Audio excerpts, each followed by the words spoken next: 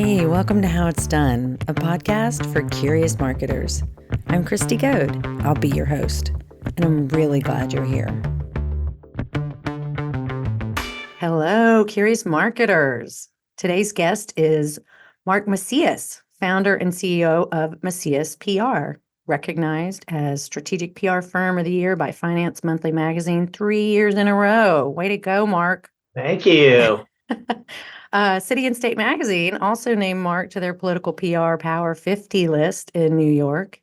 He's also a frequent contributor to Forbes, Entrepreneur, and CNBC, which happen to be all the same media outlets that all my clients want to be in. So that's awesome, Mark. Mark, for our listeners, has worked inside the newsrooms of NBC, CBS, KTVK, Arizona Republic, and American Journal. As the executive producer with WNBC in New York and a nationally syndicated NBC business show, Mark approved and vetted story ideas from publicists, reporters, producers, and viewers. This editorial and programming experience gives Mark the edge when it comes to securing prominent news placements. Also, that's exactly what our clients want. And in Mark's own words, it's like having an executive producer on your team. Mark, thank you so much for being here today. I can't wait to hear your story and dive in deep for our listeners on what it takes to build a story that the media is actually going to want to cover.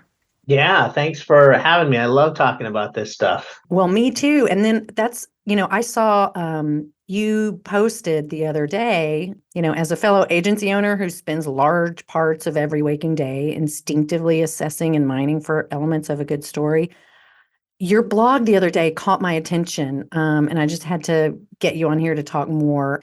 But for our listeners, your post was titled "The Value of Characters with Every Media Campaign," and it was inspired by a recent story in the Wall Street Journal about lab-grown diamonds, of all things. The headline of that story was "The Embarrassment of Having to Explain Your Monster Diamond Ring." So, Mark, I am so curious, what was it about this story that got your attention? It's a client. It seems like every time I read things in the news, and it's exactly what I told the client we needed. In their case, and I won't name names, but they didn't have a character for the story. It was essentially selling a tech product solution, but without having that character, you don't really have a story. And that's one of the things was one of the biggest mistakes I saw publicists make when they used to pitch me in the media, which was they didn't have a fleshed out story. This Wall Street Journal was a great article because it wasn't really about the lab process or how the diamonds are made. No one really cares about that. That's kind of like inside baseball. No one wants to read how the sausage is made. Instead, the article was really about everyday people like you and me who bought a ring, couples that got engaged, and how this ring brought them together. It was only the characters that made that story. And when I read that, I can only tell a client so many times, like, hey, we really need characters for this. And that was kind of the total. When I read it, it just this is exactly what I've been trying to tell them we needed. And not just from me, even talking to reporters, former colleagues that said the same thing. You can't sell this invisible story without having people. Yeah. What's that biggest disconnect between brands and journalists, do you think?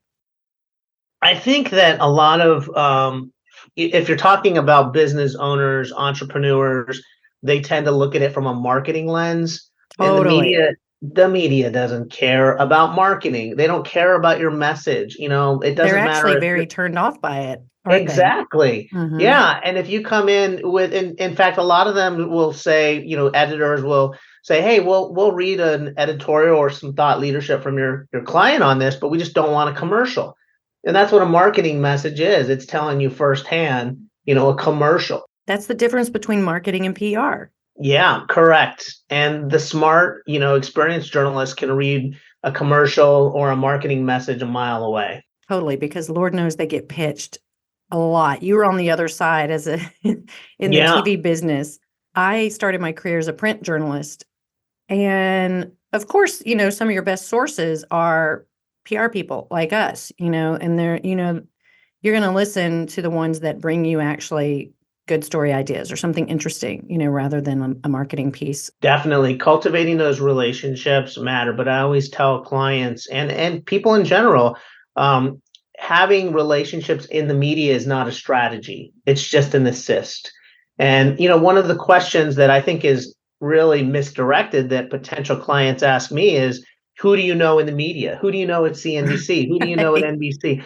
And trust me, I know a lot of people. I spent a long time, and a lot of those people are still there. But Right. that's not a strategy, because if they You can't move just call in away. a favor if there's no story there. Exactly. Yep. So I love that, who is not a strategy, but it definitely can be a difference maker. So how do we bridge that gap? How do you approach that with your clients to really get them to understand? Is it a case of they either do or they don't? Or are you able to, a lot of times for us, if you've got someone, inside the brand that really understands PR and media, like they can really assist in that and close that gap and help you put together the pieces of the story that you actually need or mine that story. But then if there's not that person on the other side, it's a real education piece. Do you find that same thing? 100%. It's really on a case by case, person by person basis. There's some clients that get it and they're very open. There's others, I was working for a long time with an orthopedic surgeon, super smart, brilliant guy, and he knows medicine well, but the medicine is not the media. And I tried, and we still got him great coverage, on local TV in Miami and New York and Reader's Digest and other publications, but the stories he wanted us to push were very inside baseball on surgery.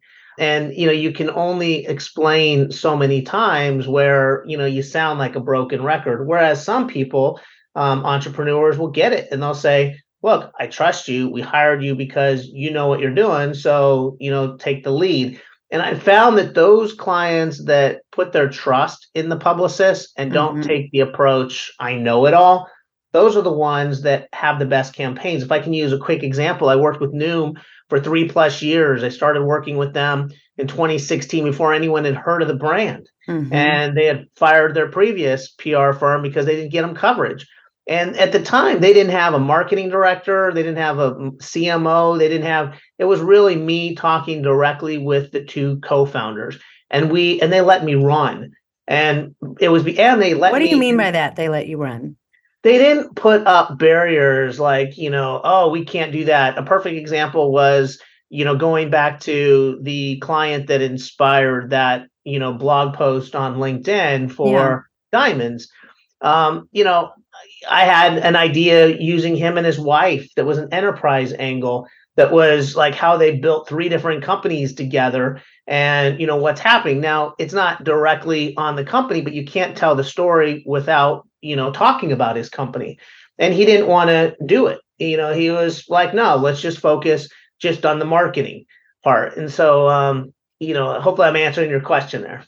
You totally are. And I do, you know, a struggle a lot of times, to your point, if the client doesn't trust us to do what we know works, it's almost impossible to convince them otherwise, because on our side, on the publicist side, right, we know how stories come together. We know how the different elements play out, and we know how they play out over time, and we know that it's not always an overnight thing to Yeah. get some of the best stories. And some of the stories that we know will work aren't intuitive to Yeah. clients. But it's like, if you trust us, this is how over time we're going to get you different placements in different publications with different areas of interest to bring the full story together.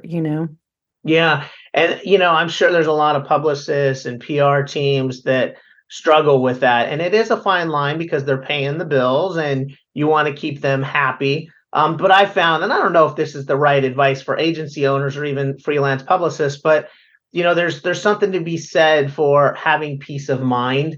And if a client is giving you all kinds of nightmares because they want to do it their way and it's not working because they want to do it their way, maybe it's just, not a good fit. And, part ways. Totally, totally, because it's square peg round hole when that's the case, isn't it? Yep.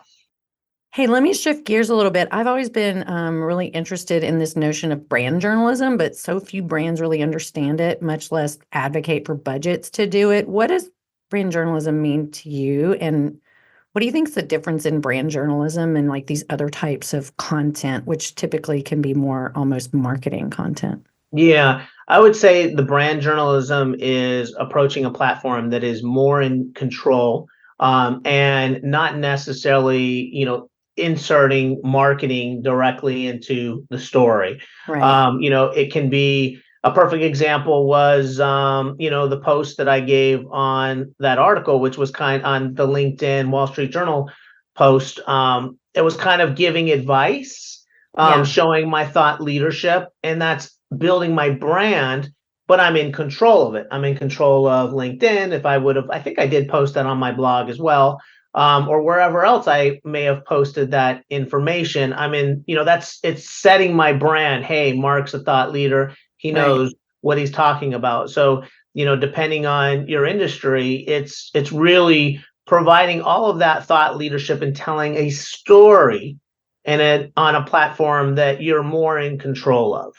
Right. And you're more in control of it, but you're approaching the story from a journalistic standpoint, right? Yeah. And what I also like to tell clients is journalists are people too. The first thing they're going to do is Google you and go to your website. And if you're telling this beautiful story on your own channel, but you're telling it in this very storytelling, journalistic, editorial way, it's going to give them all kinds of ideas. Oh, they might be like, "Oh, I like that story. There's something there. Hey, I saw you did a story on your about this. Yeah. Can I talk to those people?" So Yeah.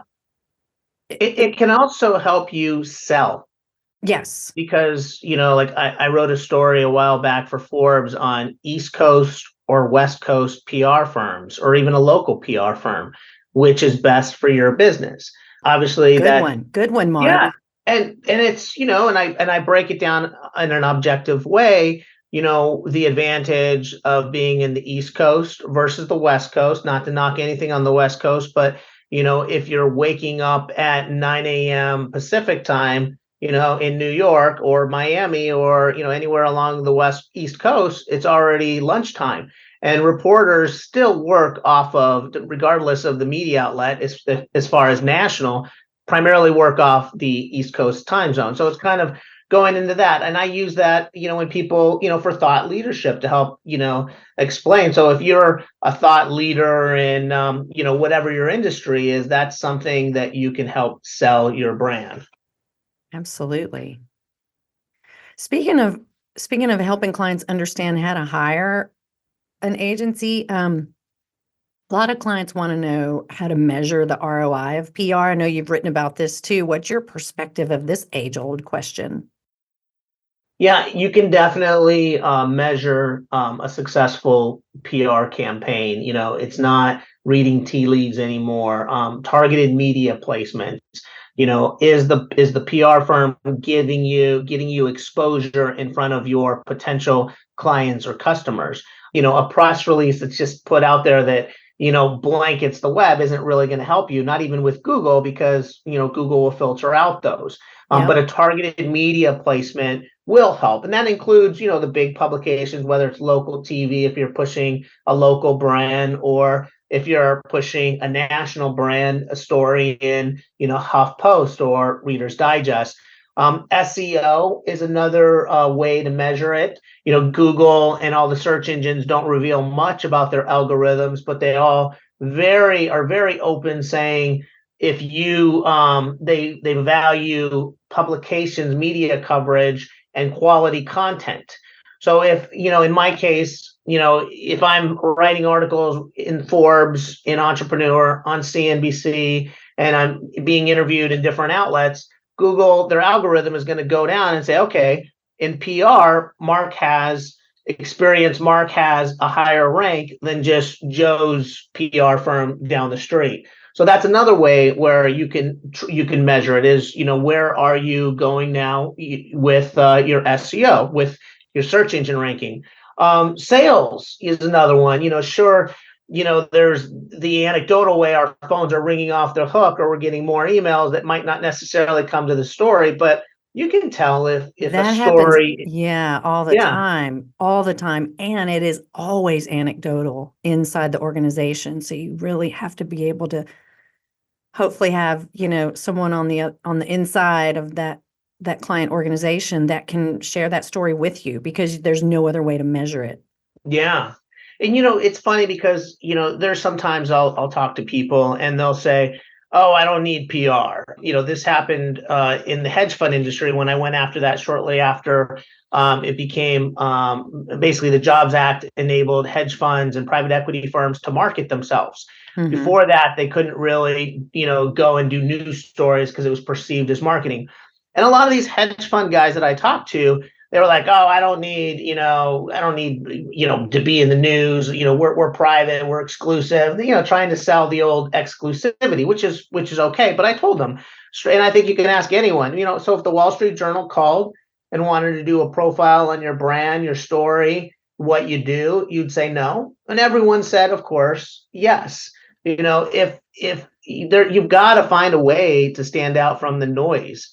And when it comes to earned media, that's what we read, that's what we watch. We turn away on the commercials. And if something is working for you and you don't want to do it, great, keep going on your current path. But if something is not working for you, earned media can really push the needle. Absolutely. And I think another thing that you probably run into a lot, as I do, is some brands, they think that PR is just press releases.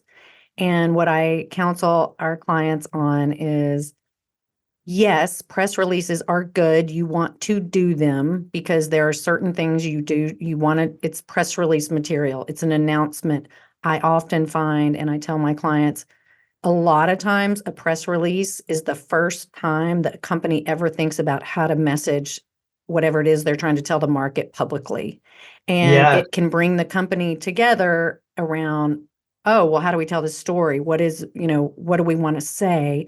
And so it serves that purpose very well, but it also then, at a minimum, or really like the two highest uses, in my opinion, of press release is to do that, align your story internally to what you want to say externally, and then a digital footprint, yeah, because it is almost never going to immediately result in a media placement per se, right? And I try to yeah, tell clients that there's the press release and then there's the story with the characters behind it. And yeah. that's the story that we need to go tell. We're going to have the press release, but don't expect, a bunch of enterprise stories to result unless we pitch it that way. Yeah. I read a story about Jeff Bezos that when you pitch him, or when he was running the company, Amazon, when you pitch him a story on basically a business idea, he wants to read the press release first, and the entire board reads the press release. And there's value in understanding a very concise, here's the message, here's the payoff, and that's something that a good press release is going to bring all of these elements in, as opposed to some guy or woman blabbing for 20 minutes trying to explain it. You give them a press release, here it is, and then we have the foundation. Lots of times I like putting together a press release for that purpose, bringing the message in tight. So when reporters ask more questions, I'm not sending them a bunch of different emails. I can send them one document that summarizes what the story, what the problem is, what the solution is, and how the brand is solving it. Absolutely. I love that. Well, listen, I know we're keeping this podcast tight because we don't want to bore people. I think we've covered some really interesting elements of what it means to do PR and media relations and keeping the character front and center of your storytelling. I'd love to have you back on to talk on some more topics. You've got a lot of great topics on your blog, on your website, which I will share in a second. But before we sign off, I am curious, what's the best story you ever got placed and how did you do it? Oh, great question. Oh, the best. That's always challenging because it's Or maybe one of your your most satisfying placements. Maybe that's an easier question. yeah, oh man, there's like, I think with I think one of the biggest there's so many favorite ones. I'll just this one comes to mind right now. Plenty of Fish. It's a dating app. I worked with them. And the founder, Marcus Friend, before he sold his company over to IACI. I wanted to, as the new year is basically the moment when, that's the Super Bowl for singles. That's when they all go out, just like for weight loss. It's the Super Bowl. This is our New moment Year's when Eve? we're all going to start over in January 1st, Ah. So I wanted to find a story on like who is the most eligible woman? Who's the woman that guys want to meet? And like that's such a like first of all, from the topic of conversation, it's most likely going to get people's ears, but how do you quantify that? Heck So yeah. I told them, let's go through the data and let's look. There's got to be a way to measure this. One way to measure it is like who's getting the most messages. So they did that and they looked and they found out, I'm going from memory Oh, and, they and looked inside their app, yeah, their the own data. data, correct. Yeah. That's And awesome. they found that the woman was, and I'm going from memory, she was 28 years old or 26, brown hair, had a dog, has a dog, is Catholic, lives in an urban area. And once we had the profile of her, we ended up finding a person like that. And I found someone in New York, and we revolved the story around this is the most eligible person in whatever that year was. Amazing. And it was a great story. It was picked up by Business Insider. The New York Post ran it on page 2. TV ran with it. I mean, That's that one great. was the story that kept giving because it's something that, first of all, it's a great demo because you're trying to reach younger people and anyone who has ever been single. You kind of wonder like, well, who are they messaging? Who's the ideal person? And so that was one that I really was excited, that sticks out in this moment. How'd you find the woman who was the example of that? You just had to put on your Yeah. thinking cap, or did the company help you No, they identify looked. somebody? They looked. I don't think that they ended up giving me that person. I think it was just a matter of pushing people, just reaching out and trying to find people who fit that platform. That's And awesome. I love that so much. That's such a great example. It's also a great example of what I always try to push clients, especially if they're, a tech platform or an app or anything like that. Hey, you have a treasure trove of data. How can we mine that data for stories? And we'll bring clients specific examples of, hey, can you build any data around XYZ? A lot of times they can't. But when they can, that is money right there. yeah, the Great key, I think, example. taking that a step further is what is the data? What kind of trends does it show? What kind of Right. insight Yeah. does it Yeah. show? So that's one other quick example, if I can give it to you. During Yeah. COVID, we all gained weight during COVID. At the time, I was working with a nutrition app, and I said, let's go through the data to find out who actually lost weight during COVID and during 2021, and what were their habits that they followed. So we ended up, after we had what they did, they drank water because they have to log all of this, and all of the other tips that they were doing, weighing themselves daily. They actually gave me that character who did all of this, and we revolved a story and got it on television, got it on NBC. Amazing. This is what the data shows. If you want to get healthier, this is what these people did who got healthier during COVID and didn't put on the COVID-15 or whatever the weight was. That's awesome. And that's where your journalistic brain comes in, right? You're coming up with, this is what we need. Can't go get it and bring it back to me. Yeah, and anyone can, it really comes down to curiosity, asking why, Yes. and trying to take it a step further. Be curious. That's one of our core values here. And it's like curiosity is the secret sauce, just like it's a podcast for curious marketers. Yeah, I love it. So awesome. Well, Mark, this has been amazing. Thank you for your time. As always, we will include links and background in our show notes. I'm going to include some of these awesome thought leadership blog posts that you have, Mark, including the one on the diamonds that we kicked off with. So everyone be sure to check those out on our website, growwithfuoco.com/howitsdone podcast, or wherever you get your podcast. You can also find Mark at www.maciaspr.com. That's MACIASPR.com. Again, my guest today has been Mark Macias, founder of Macias PR in New York. Thank you so much, Mark. I really enjoyed our time together. Oh, thank you for having me. Look forward to talking again. That's it for now. Thanks so much for listening. We're looking forward to keeping great conversations coming your way as we grow this podcast. There's even more great content from our conversations on our blog. Be sure to check it out at growwithfuoco.com. That's grow with Fuoco, FUOCO.com. Stay tuned until next time, and no matter what, stay curious.